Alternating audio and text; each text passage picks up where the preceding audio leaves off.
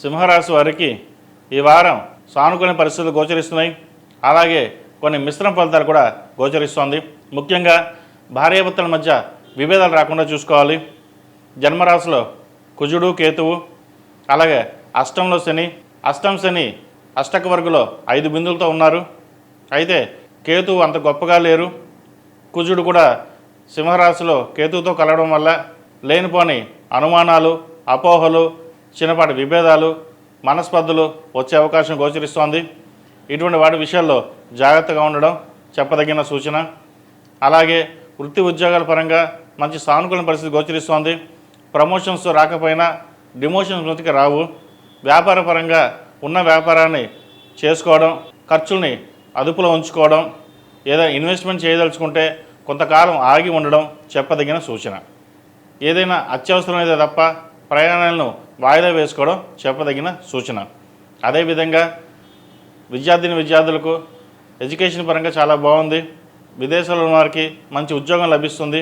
అలాగే విద్యార్థులకు మంచి సీటు కూడా లభించే అవకాశం గోచరిస్తోంది.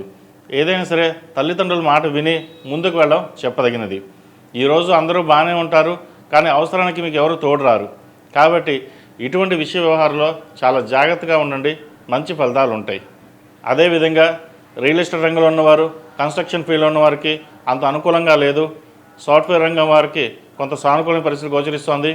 సినిమా రంగంలో ఉన్న వారికి పర్వాలేదు అనిపిస్తుంది.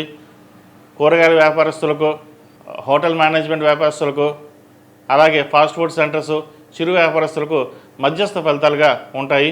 ₹1 వస్తే ₹3 ఖర్చు ఉంటుంది వీరికి. అలాగే ఈ రాశిలో జన్మించిన స్త్రీలకు ఉద్యోగరీత్యా, వ్యాపారరీత్యా కొంత సానుకూల పరిస్థితులు ఉన్నాయి. అయితే కోపాన్ని అధిగమించాలి. తన కోపమే తన శత్రువు అన్నట్టుగా ఉంటుంది. భార్యాభర్తల మధ్య లేనిపోని అపార్థాలకు దారితీస్తుంది. కాబట్టి ఇటువంటి విషయ వ్యవహారాల్లో చాలా జాగ్రత్తగా ఉండడం చెప్పదగినది. వృత్తిరీత్యా చక్కగా ఉంది. వ్యాపారం కూడా చక్కగా సాగుతుంది. ఇన్కమ్ ట్యాక్స్ సంబంధించి, జీఎస్టీకి సంబంధించి కోర్టు వ్యవహారాలు కాస్త ఇబ్బంది పెడతాయి. వాటి విషయంలో జాగ్రత్త తీసుకోండి. అలాగే ఆరోగ్యరీత్యా కూడా చాలా జాగ్రత్తలు తీసుకోవాలి. కడుపు నొప్పి సంబంధించి, స్పైన్కి సంబంధించి, మోకాలు నొప్పులు, అసిడిటీ, గ్యాస్ట్రిక్ ఇటువంటి వచ్చే అవకాశాలు గోచరిస్తోంది. ఈ రాశివారు ప్రతిరోజు ప్రతినిత్యం ఓం నమః శివాయతో దీపారాధన చేయడం, సుబ్రహ్మణ్య పాశుపత కంకణం కానీ, రూపు కానీ ధరించడం చెప్పదగిన సూచన. ఈ రాశిలో జన్మించిన వారికి కలిసి వచ్చే సంఖ్య 1, కలిసి వచ్చే రంగు తెలుపు. ఏదైనా పని మీద బయటికి వెళ్ళేటప్పుడు ఆదివారం కానీ సోమవారం అడిగిన వెళ్ళండి, మంచి ఫలితాలు సంప్రాప్తిస్తాయి.